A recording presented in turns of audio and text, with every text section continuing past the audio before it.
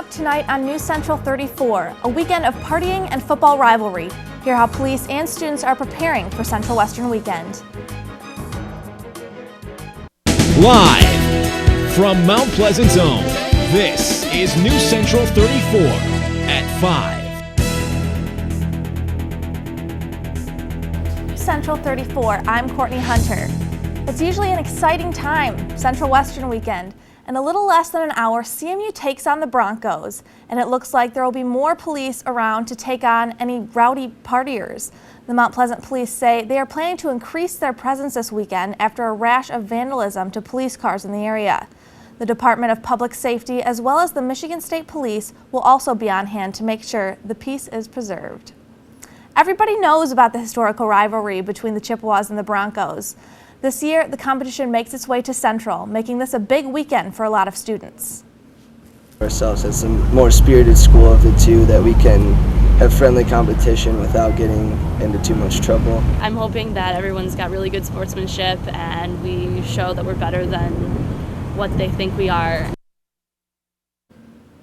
Plans for a new building on Mission and Preston Street are in the works. Jerome Fine of Bob Neal Investments says he wants to create an attractive upscale look for the new building and is confident about the project. The proposed building would be a pure retail development instead of the previously proposed idea of having the upper floor serve as residential units. Fine says he thinks the new building will improve the look of Mission Street. Elected Governor Republican Rick Snyder won't be moving to Lansing after taking the oath of office. Snyder says he doesn't want to move from his suburban Ann Arbor home until his youngest daughter finishes high school. Instead, Snyder will commute after being sworn in on January 1st. Snyder spokesman Bill Knowling says Snyder plans to use the official governor's residences in Lansing and on Mackinac Island for official ceremonial functions. Bad news for fans of the so-called alcohol energy drinks. The Michigan Liquor Control Commission has decided to ban the drinks across the state. Manufacturers of the alcohol energy drinks will be notified of the ban and will be given 30 days to remove the products from the state.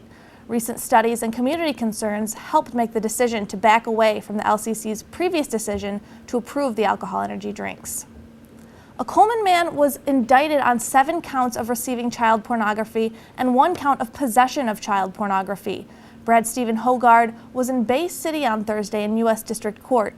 Hogard's attorney Barbara McQuaid says the child porn was kept on a computer hard drive.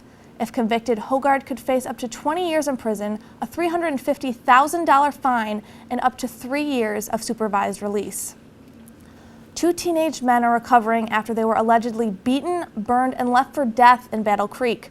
Officers were called just before midnight on Tuesday after the neighbor heard screams from behind the building.